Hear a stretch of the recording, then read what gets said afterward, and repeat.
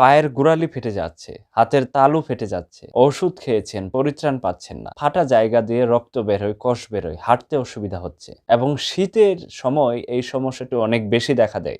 আজকের এই ভিডিওতে খুব সহজভাবে এই সমস্যাটির সমাধান বলে দিব। ভিডিওটির মাঝখানে থাকবে দুটি মলমের নাম, যে দুটি মলম ব্যবহার করলে আপনার এই সমস্যা থেকে পরিত্রাণ পেতে পারবেন। ভিডিওটি শেষ পর্যন্ত দেখলে উপকৃত হবেন এবং আমাদের চ্যানেলে নতুন হয়ে থাকলে চ্যানেলটি সাবস্ক্রাইব করে আমাদের পাশেই থাকবেন।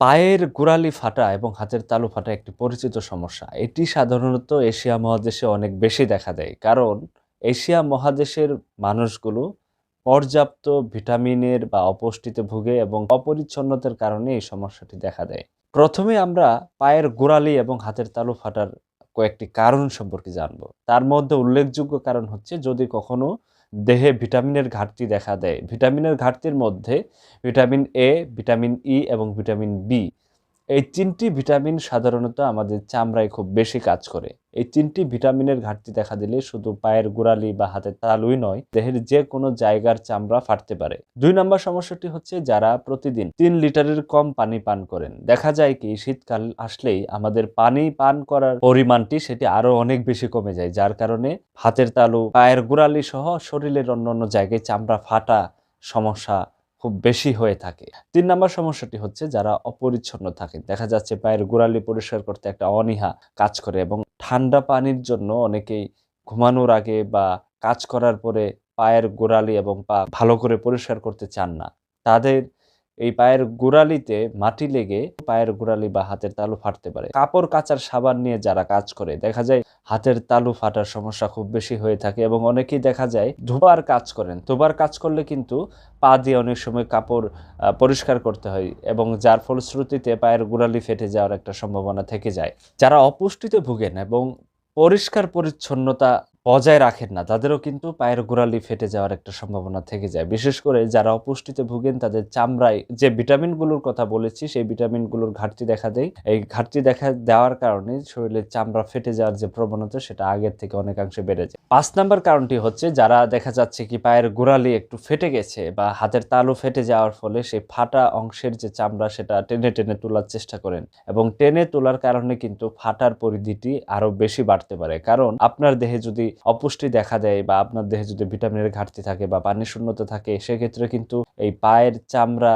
টেনে টেনে তুলে ফেললে যে পা ফাটবে না এরকম কিন্তু নয়। সেই ফাটা জায়গায় আরো বেশি বেশি ফাটবে। এজন্য যাদের পা ফাটা বা হাতের তালু ফাটা সমস্যা আছে তারা কিন্তু চামড়া তোলার যে প্রবণতা সেটা থেকে একটু দূরে থাকতে হবে। যাদের ডায়াবেটিস আছে, ডায়াবেটিস থাকলে এই সমস্যাটি হতে পারে এবং কিছু কিছু চর্মরোগ আছে, তার মধ্যে সোরিয়াসিস নামক এক ধরনের চর্মরোগের কারণে হতে পারে। আবার অনেক সময় দেখা যায় কিছু জীবাণুর কারণেও হাতের তালু, পায়ের গোড়ালি ফাটার সমস্যার সম্মুখীন হতে পারেন। এখন আমরা জানবো কিভাবে সহজ পদ্ধতিতে পায়ের ফাটা দূর করতে পারি। পায়ের ফাটা দূর করতে হলে সর্বপ্রথম আপনার কয়েকটা জিনিসকে ফোকাস করতে হবে। তার মধ্যে আপনার দেহে কোনো ধরনের কোনো ভিটামিনের ঘাটতি আছে কিনা।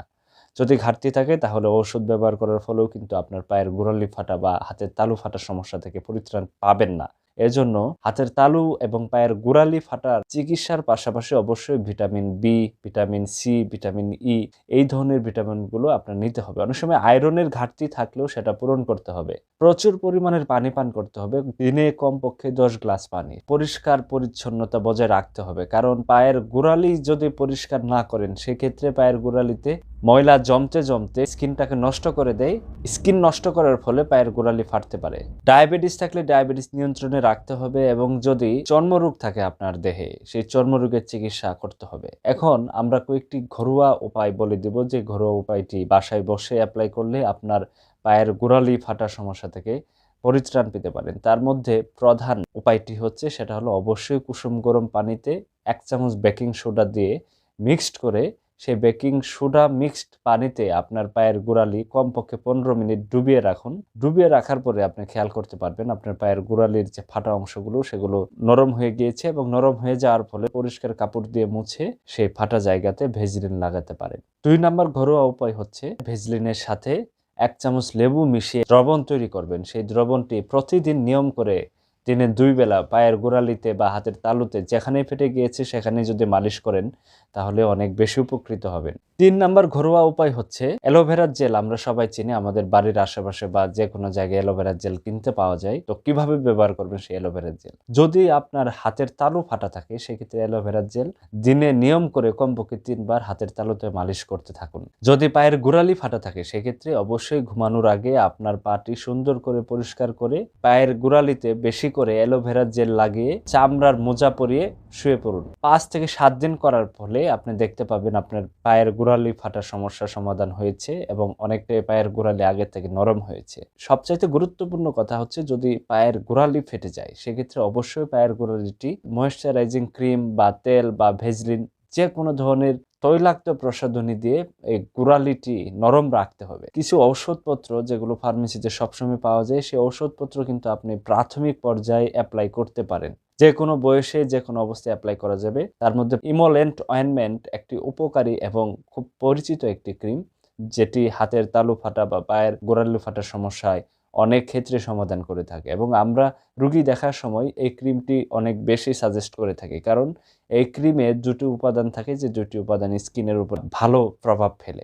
এই ইমোলেন্ট ক্রিমটি যদি প্রতিদিন ২ থেকে ৩ বার লাগান সেক্ষেত্রে ২-৩ সপ্তাহ পরেই দেখতে পাবেন আপনার পায়ের গোড়ালি ফাটার সমস্যাটি সমাধান হয়েছে। আরেকটি ক্রিম কিনতে পাওয়া যায়, সেই ক্রিমটি হচ্ছে ইকুইরিয়া নামক এক ধরনের ক্রিম আছে যে ক্রিমটি ব্যবহার করার ফলেও কিন্তু আপনার পায়ের গোড়ালি ফাটার সমস্যার সমাধান করতে পারেন। এই ২টি ক্রিম ব্যবহার করার পরেও যদি দেখতে পান আপনার পায়ের গোড়ালি ফাটার সমস্যার সমাধান হচ্ছে না, তাহলে আপনার একজন অবশ্যই স্কিনের ডাক্তার দেখাতে হবে। কারণ পায়ের গোড়ালি ফাটা কিন্তু শুধু যে কারণগুলো বলেছি সে কারণগুলোর জন্যই হয় না, আরো বিভিন্ন কারণ থাকে। এজন্য এই সমস্যাটি সমাধান না হলে একজন ডাক্তার দেখিয়ে ওষুধ খেয়ে নিলে সমস্যাটি সমাধান হয়ে যাবে। ভিডিওটি এখানেই শেষ করছি। আমাদের ভিডিওটি ভালো লাগলে লাইক, কমেন্ট করে আমাদের পাশেই থাকবেন। ভালো থাকবেন। সালামু আলাইকুম।